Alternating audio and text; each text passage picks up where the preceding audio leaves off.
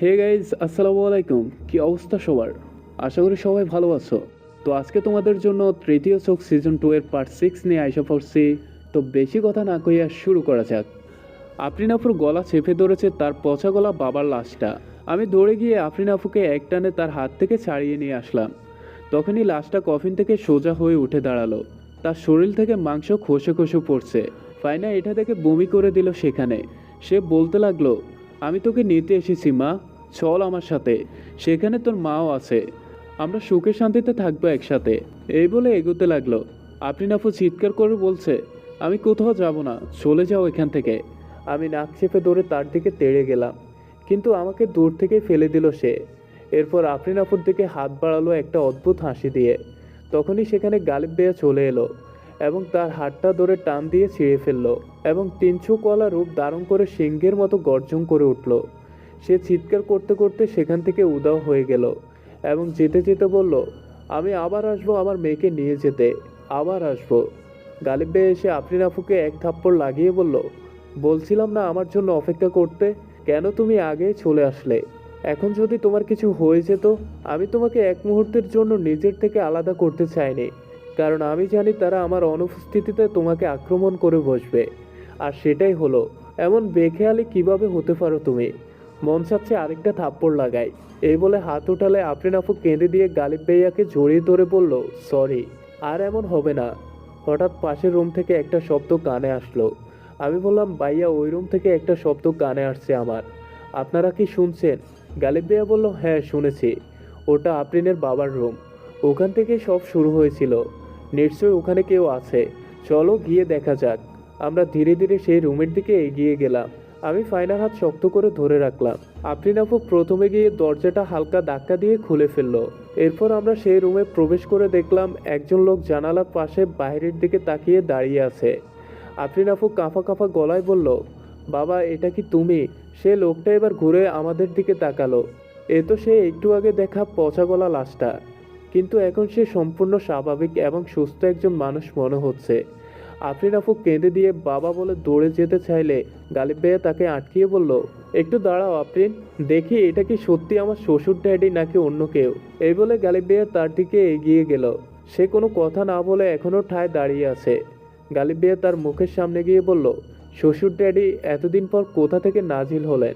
নিজের মেয়েটাকে জাহান্নামের আগুনে ফেলে দিয়ে হাবিত্রার সাথে ভালোই সময় কাটাচ্ছেন মনে হচ্ছে। এবার সে একটু হাসি দিয়ে বলল, মেয়ে? কে মেয়ে? কার মেয়ে? আপনি যদি আমার মেয়েই হতো, তাহলে হাবিত্রার সাথে আমার চুক্তি কখনো ভঙ্গ হতো না। আমি আমার স্ত্রীকে ফিরে পেতাম, আর আমাকেও মরতে হতো না। আফরিন আপু কাঁদতে কাঁদতে বলল, এগুলো কি বলছো বাবা তুমি? আমি তোমার মেয়ে না মানে? মাথা ঠিক আছে তোমার? লোকটা এবার আফরিন আপুর দিকে এগিয়ে আসতে চাইলে গালিব ভাইয়া তাকে থামিয়ে বলল, না না শ্বশুর ড্যাডি, যা বলার এখান থেকেই বলেন। আফরিনের দিকে যেতে চাইলে আমাকে অতিক্রম করে যেতে হবে, আর সেটা আপনি পারবেন না। লোকটা আবারও হেসে দিয়ে বলল, হাবিত্রার সাথে চুক্তি হয়েছিল আমার 2 সন্তানের বিনিময়ে সে আমার স্ত্রীকে ফিরিয়ে দিবে। আমিও তাড়াহুড়ো বশত এতে রাজি হয়ে গিয়েছিলাম। আমার মনেই ছিল না আমার তো মাত্র একটাই সন্তান, আফরিন তো আমার নিজের মেয়ে না। আর এই জন্যই হাবিত্রা আফরিনের আত্মা বশ করতে পারছিল না। আমি বুঝতে পেরেও চুপ ছিলাম তখন, কারণ হাবিত্রা যদি তখন জানতে পারে আফরিন আমার নিজের মেয়ে না হওয়া সত্ত্বেও আমি এই চুক্তি করেছি, তাহলে সে আমাকে মেরে ফেলবে। কিন্তু এটা গোপন করেও হাবিত্রার হাত থেকে আমি বাঁচতে পারলাম না। মৃত্যু আমাকে ধরা দিয়েই দিল। আর এখন আমি এখানে কারো ক্ষতি করার জন্য আসিনি, আমি এসেছি একটা সাহায্যের জন্য। এটা শুনে আফরিন আপু যেন কথা বলার শক্তি হারিয়ে ফেললো। চোখের পানি মুছতে মুছতে কিছু বলার চেষ্টা করলো, শুধু ঠোঁট নড়লো, কিন্তু মুখ দিয়ে কোনো শব্দ বের হলো না। গালিব ভাইয়া বলল, তাহলে আফরিনের সত্যিকারের মা বাবা কোথায়? আর আপনি আফরিনকে কোথায় পেয়েছেন? এবার আফরিন আপু চিৎকার করে বলল, থামো তোমরা, আমি আর এসব শুনতে চাই না, জানতেও চাই না। তুমিই আমার বাবা, প্লিজ বলো যে এগুলো মিথ্যে বলছো তুমি। নিজের মেয়েকে অস্বীকার করো না, আমি আর নিতে পারছি না। সে বলল, যদি সত্যিই তুই আমার মেয়ে হইতি, তাহলে এতদিনে তুইও তোর ভাইয়ের মতো হাবিত্রার কাছে কোরবানি হয়ে যেতি। এটা বিশ্বাস করে নে যে আমি তোর বাবা না, আর তোর সত্যিকারের বাবা মাও এখন জীবিত নেই, তারা অনেক আগেই মারা গিয়েছে। আফরিন আপু কাঁদতে কাঁদতে বসে পড়লো ফ্লোরে। গালিব ভাইয়া বলল, অনেক হয়েছে, আর একটা ফালতু কথাও শুনতে চায় না। এখন বলেন, আপনি কি এগুলো বলতে এখানে এসেছেন, নাকি অন্য কোনো কারণও আছে? সে বলল, হাবিবরা আমাকে মেরে আমার মৃতদেহটা জঙ্গলে ফেলে রেখেছে, যেখানে তোমরা আমার ছেলেকে কবর দিয়েছিলে। দয়া করে আমাকে দাফন করে দাও, আমি মুক্তি চাই এসব থেকে। এতক্ষণ পর ফাইনা বলল, কোনো মুক্তি নেই আপনার। অন্যের মেয়েকে নিজের মেয়ের মতো লালন পালন করেছেন নিজের ইচ্ছে হাসিলের জন্য। এখন আপনি আপনার প্রাপ্য পেয়েছেন, এভাবেই সারা জীবন ঘুরে বেড়াবেন, আপনার কোনো মাপ নেই। আমি বললাম, না ফাইনা, সে খারাপ মানুষ ছিল, এখন মারা গিয়েছে। আমাদের কর্তব্য তাকে সুন্দর মতো দাফন করে দেওয়া, যাতে আল্লাহর আযাবের ফেরেশতারা তাকে ভালোভাবে আপ্যায়ন করতে পারে। আল্লাহর শাস্তির চেয়ে ভয়ানক শাস্তি আর কিছু হতে পারে না। যত তাড়াতাড়ি সম্ভব তাকে দাফন করে আল্লাহর বিচারের মুখোমুখি করতে হবে। গালিব ভাইয়া বলল, ঠিক বলেছ জিহাদ, তাকে শাস্তি দেওয়ার দায়িত্ব আল্লাহর উপরে ছেড়ে দেই। এই যে আমার ডুপ্লিকেট শ্বশুর ড্যাডি, আপনি এখন যেতে পারেন। আমরা আপনার মৃতদেহ খুঁজে দাফন করে দিব, চিন্তা করবেন না। লোকটা আমার কাছে এসে অদ্ভুত একটা হাসি দিয়ে বলল, কেমন আছো জিহাদ? বাবা মায়ের কথা মনে পড়ছে না তোমার? এই বলেই আমার চোখের সামনে অদৃশ্য হয়ে গেল। আমি তার কথার মানে বুঝতে পারলাম না, সে এটা কেন বলল আমাকে। তার অদ্ভুত হাসিটা এখনো আমার চোখে ভাসছে। গালিব ভাইয়া গিয়ে আফরিন আফুকে দৌড়ে উঠিয়ে চোখের পানি মুছে দিয়ে বলল, মিথ্যে অনেক মিষ্টি হলো, সত্য সবসময় তেতো হয়, মেনে নাও এটা। আমরা জানতে পারলাম হাবিবরা কেন তোমার আত্মা বশ করতে পারেনি। আসলে তুমি ওই লোকের মেয়েই ছিলে না। তোমার আসল বাবা মাও নাকি বেঁচে নেই, কিন্তু তুমি এখনো বেঁচে আছো, আর তুমি বাঁচবে আমার জন্য। এখন শুধু আমাদের খুঁজে বের করতে হবে লুসিফার তোমার আর জিহাদের পেছনে কেন পড়েছে। আফরিন আফুও নিজেকে বুঝিয়ে নিল, আর আমি এখনো ভাবছি লোকটা যাওয়ার আগে আমাকে ওই কথাটা কেন বলে গেল। গালিব ভাইয়া বলল, এখন আমাদের যেতে হবে আফরিনের ভাইয়ের কলেজের পেছনে, যেখানে তাকে আমরা দাফন করেছিলাম। লোকটার কথা অনুযায়ী তার মৃতদেহ নাকি সেখানেই আছে। বাসা থেকে বের হওয়ার আগে গালিব ভাইয়া সে কফিনের দিকে এগিয়ে গেল। আমরাও তার সাথে এগিয়ে গেলাম। কফিনের ভেতরে এখনো সেই কাফনের কাপড় আর গোলাপ জল রাখা, সাথে কিছু শুকনো বরই পাতা, সব রেখে শুধু কাফনের কাপড়টা নিয়ে নিল গালিব ভাইয়া।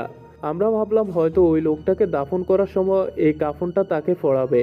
আমরা যখন কলেজের পিছনে পৌঁছালাম তখন দুপুর 2টা বাজে। এদিকটায় ঘন জঙ্গল থাকায় সচরাচর এদিকে মানুষজন তেমন আসে না। গালিব ভাইয়াকে অনুসরণ করে আমরা আফরিন আফুর ভাইয়ের কবরের কাছে গেলাম। একটু দূর থেকে কেমন একটা বোটকা গন্ধ নাকে এসে লাগলো, মনে হচ্ছে কোনো প্রাণী মরে পচে আছে আশেপাশে। গালিব ভাইয়া বলল, কোনো প্রাণী না, যার লাশের খোঁজে এসেছি আমরা তারই মৃতদেহ পচে গিয়েছে। এগিয়ে গিয়ে সত্যি দেখলাম আফরিন আফুর ভাইয়ের কবরের পাশে সেই লোকটার পচা গলা মৃতদেহ পড়ে আছে, যেমনটা সে কফিনে দেখেছিলাম। চারদিকে মাছি বনবন করছে, এ যেন এক বীভৎস লাশ, দেখলেই গায়ে কাঁটা দিয়ে ওঠে। আমি ফাইনাকে বললাম, চোখ নাক বন্ধ করে দূরেই দাঁড়িয়ে থাকো আফরিন আফুকে নিয়ে, আমরা দুজন কাজ শেষ করে আসছি। সে পুরনো কোদালটা এখনো সেখানে পড়ে আছে, যেটা দিয়ে আগেরবার কবর খোঁড়া হয়েছিল। গালিব ভাইয়া আমাকে বলল কোনো রকম একটা গর্ত করতে কোদাল দিয়ে। আমি তার কথা মতো গর্ত করা আরম্ভ করলাম, আর গালিব ভাইয়া গিয়ে লাশের উপর কিছু পানি ছিটিয়ে দিল। এতে করে দুর্গন্ধটা অনেকটা কমে আসলো। কবর খোঁড়া শেষ হলে গালিব ভাইয়া আর আমি জানাজা পড়িয়ে তাকে সেখানে দাফন করে দিলাম ঠিকঠাক মতো। এরপর যখনই আমরা ফিরে আসছিলাম জঙ্গল থেকে, তখনই কয়েকজন পুলিশ এসে আমাদের ঘিরে ধরলো। একটা পুলিশ গাড়ি এসে আমাদের সামনে থামলো। আরে এটা তো ফাইনার বাবার গাড়ি। গাড়ি থেকে সত্যি ফাইনার বাবা বেরিয়ে এসে বলল, কি ভেবেছিলি আমার মেয়েকে কিডন্যাপ করে পার পেয়ে যাবে? থানায় নিয়ে পিছন দিয়ে গরম ডিম দিলে বুঝবি আমার মেয়েকে কিডন্যাপ করে কি ভুল করেছিস। ফাইনার দৌড়ে এসে ওর বাবার সামনে দাঁড়িয়ে বলল, কী সব আবল তাবল বলতেছো আব্বু?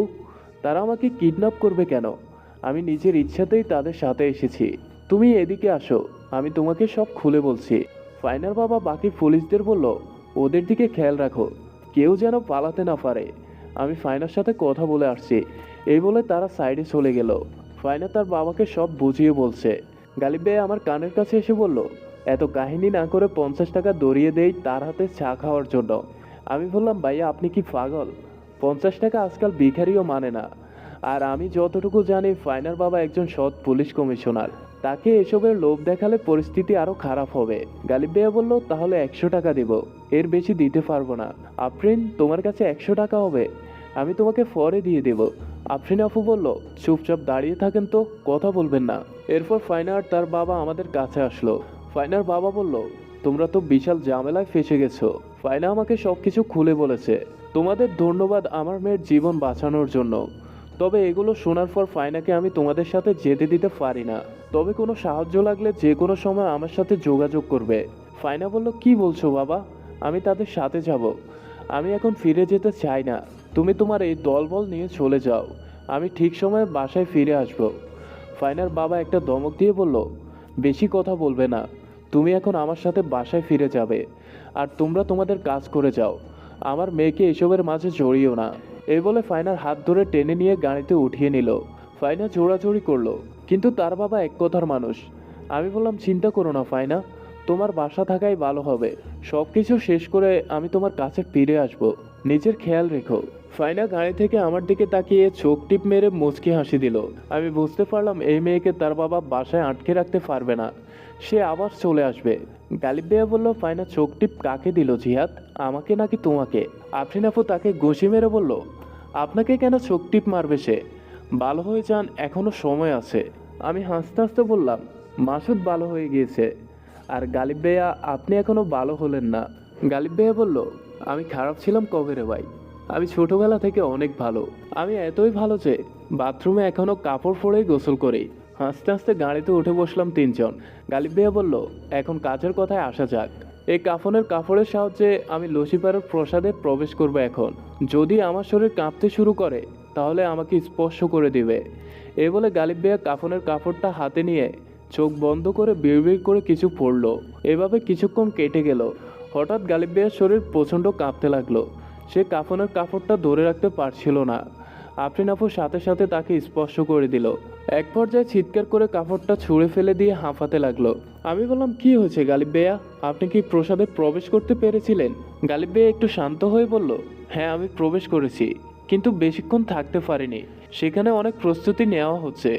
2টা কবর খোঁড়া হয়েছে, চারদিকে অনেক রকমের ফুল দিয়ে সাজানো হয়েছে। আমি সে কবরের দিকে এগিয়ে গেলাম লুকিয়ে লুকিয়ে। সেখানে তোমাদের দুজনের লাশ শোয়ানো ছিল, কিন্তু লুসিফারকে দেখতে পাইনি সেখানে। তার মানে সে নিশ্চয়ই টের পেয়ে গেছে আমি তার প্রসাদে প্রবেশ করেছি। সে আমাকে খুঁজে নেবে। এতক্ষণে হয়তো লুসিফার আমার কাছাকাছি চলে এসেছে। তখনই গাড়িটা কেঁপে উঠল। মনে হলো যেন গাড়ির উপরে কোনো দানবের পা পড়েছে। আজকের পর্বটি এই পর্যন্তই।